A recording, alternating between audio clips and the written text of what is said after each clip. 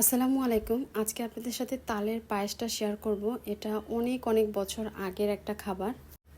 আমার দাদি শাশুড়ি নাকি এরকম রান্না করে খাবারটা খেত আর সবাই খুব মজা করে খেত। তো সেই রেসিপিটাই আপনাদের সাথে শেয়ার করছি। আশা করছি পুরোনো দিনের এই রান্না এই খাবারটা আপনাদের কাছেও বেশ ভালো লাগবে। আর কারা কারা এরকম রান্না এর আগে খেয়েছেন প্লিজ কমেন্ট সেকশনে একটু জানিয়ে যাবেন।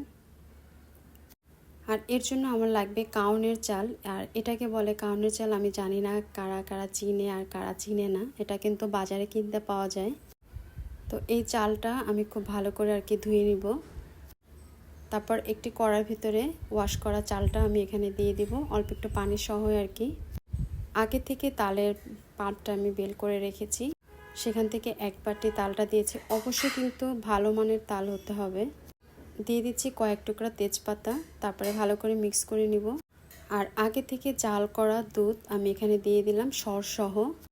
তারপর এটাও খুব ভালো করে মিক্স করে হালকা একটু লবণ দিয়ে নিব। আর এখনই কিন্তু আমি এটা চিনি দিতে যাব না, এখন চুলায় দিয়ে ঘন ঘন একটু নাড়তে হবে। তাহলে বলক আসতে আসতে এখানে আমি আর একটা রেসিপি করে নিব। সেটা হচ্ছে চালের গুঁড়ার ভিতরে আমি লবণ দিয়ে একটু মিক্স করে নিয়ে হালকা একটু পানি দিয়ে এটা একটা ডো তৈরি করে নিব। যেহেতু আমি এখানে গরম পানি দিই না, ডোটা কিন্তু অনেকটা নরম হবে, তাতে কোনো সমস্যা নেই। আগেকার দিনে দাদিরা নাকি এখানে মুঠা করে বড় বড় করে তারপরে দিত। তো আমার অল্প যেহেতু, তাই আমি ছোট ছোট করে গোল করে যখন দেখবেন যে তালটা ফুটে উঠেছে সেই ফুটার উপরে দিয়ে দেব। এতে করে এই খাবারটা আরও বেশি টেস্টি হয়, বেশি মজাদার হয়।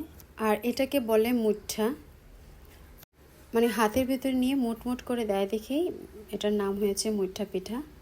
এখন আমার কান চালটা একদম সিদ্ধ হয়ে গেছে। তো এই পর্যায়ে আমি দিয়ে দিচ্ছি চিনি আর দিয়ে দেবো নারিকেল। তো আমি এখানে একটু কচি নারিকেলটা দিয়েছি যাতে চিবিয়ে খেতে একটু টেস্টি হয়। তারপর ঢাকনা দিয়ে ঢেকে রেখে দেবো 10 মিনিটের জন্য। আর এ পর্যায়ে চুলার আঁচটা কিন্তু আমি লো টু মিডিয়ামে রেখেছি।